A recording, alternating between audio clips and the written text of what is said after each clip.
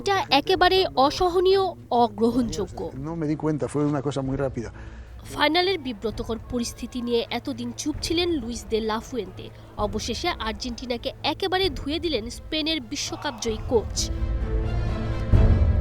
ফাইনালে champion Spain, মাঠ জুড়ে উৎসব, ১৬ বছর পর আবারও বিশ্ব চ্যাম্পিয়নের মুকুট। কিন্তু সেই আনন্দ বেশিক্ষণ স্থায়ী হয়নি। শেষ বাঁশি বাজতেই শুরু হয়েছিল উত্তেজনা, ধাক্কাধাক্কি, তর্ক, হাতাহাতি। বিশ্বকাপ ফাইনালের শেষ দৃশ্য হয়ে উঠেছিল এক অস্বস্তিকর অধ্যায়।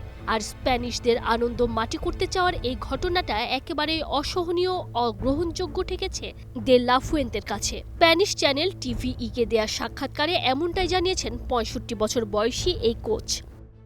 ঘটনাগুলো যখন ঘটছিল তখন আমি কিছুই বুঝতে পারিনি। সম্ভবত আমি তখন খেলোয়াড়দের সঙ্গে উদযাপনে ব্যস্ত ছিলাম। পরে ভিডিও দেখে বুঝেছি কি হয়েছে। যাই হোক, এটা একেবারেই অসহনীয় এবং অগ্রহণযোগ্য। এমন ঘটনা কখনোই মেনে নেওয়া যায় না। দে লা ফুয়েন্তের মতে এমন উচ্চমানের ফুটবলারদের কাছ থেকে তিনি ভিন্ন আচরণ প্রত্যাশা করেছিলেন। ওরা অসাধারণ মানের খেলোয়াড়। আমি বহুবার তাদের প্রশংসা করেছি। তাদের একজন দুর্দান্ত কোচও আছেন, যিনি নিশ্চয়ই এসব প্রতিক্রিয়া দেখে আমাদের মতোই কষ্ট পেয়েছেন। কিন্তু এমন আচরণ কোনোভাবেই গ্রহণযোগ্য নয়। বিনিয়োগ হোক বিশ্বস্ত, আমার পছন্দ সল্ট বে। এই মাস্টারমাইন্ড নিজের দলের খেলোয়াড়দের আচরণেরও প্রশংসা করে বলেন, উস্কানি আর আগ্রাসনের মুখেও তার খেলোয়াড়রা নিজেদের সংযত রেখেছে।